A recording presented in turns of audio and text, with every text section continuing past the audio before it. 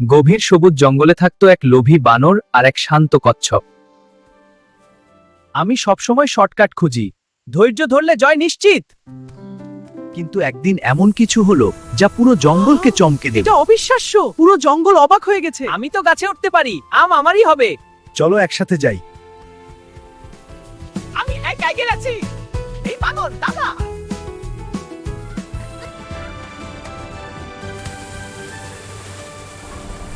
বাঁচাও বাঁচাও ও বানর রে, বাঁচাও দয়া করে। এটা শিকারীর ফাঁদ।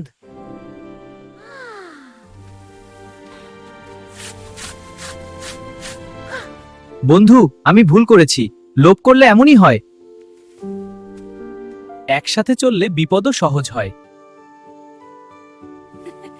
লোভ মানুষকে ফাঁদে ফেলে, কিন্তু বন্ধুত্ব আর বুদ্ধি জীবন বাঁচায়। এমন আরো গল্প পেতে লাইক, কমেন্ট আর সাবস্ক্রাইব করতে ভুলবেন না। হ্যাঁ, লাইক, কমেন্ট এবং সাবস্ক্রাইব করো।